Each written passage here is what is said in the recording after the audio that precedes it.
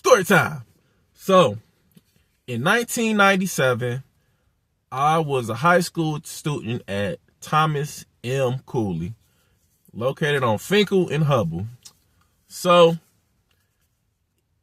it was like a regular day at Cooley, but we had a special guest appearance.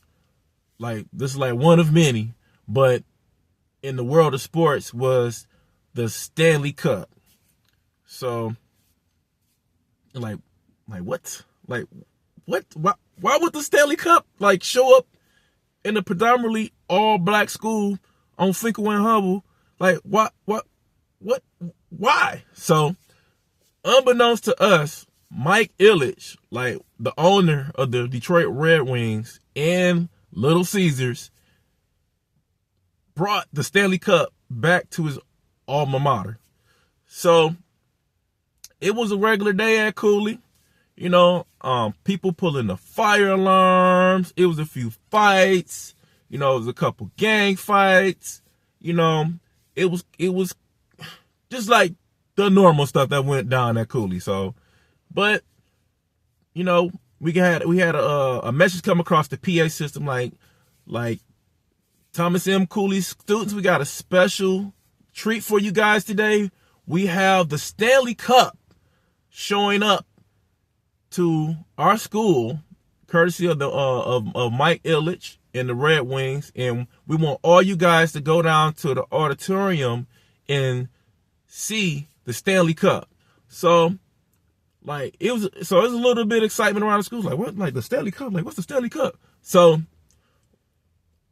I don't think a lot of people knew what the Stanley Cup was, but I did because my brother was a sports fanatic. I don't care what type of sports it was, football, baseball, shoot. Man, I want to say at one point in time, he's watching rugby, Canadian football, shoot. He even watched Molson Hockey Night in Canada. I'm talking about this when Steve Yzerman, I'm talking about like way back in the day, Bob Probert, like dumb years. I'm talking about like when the Red Wings was like trash, like losing like every game. So fast forward to 97. So, people was like, man, what's the Stanley Cup? Like, I knew what the Stanley Cup was, because my brother was a sports fanatic. And so they called everybody down to the auditorium. It was just like a line, but people still, I don't think people really know. People still was asking, like, what was the Stanley Cup? And I was telling them, like, yeah, that's the thing, that's the trophy that people in the hockey world just wins. It's like, that's like that's the prize. That's what you get when you win a championship. So, people was down there, got into the auditorium, and you peer down at the stage, and you see these two mountain men with glasses, with dark sunglasses, just standing next to the Stanley Cup. And you like literally you get up there, look at it, glance at it, you like literally within arm's reach of looking at this thing. So I'll take a glance at it, and I'm like, dang, you see all the teams and all the accolades on there and everything.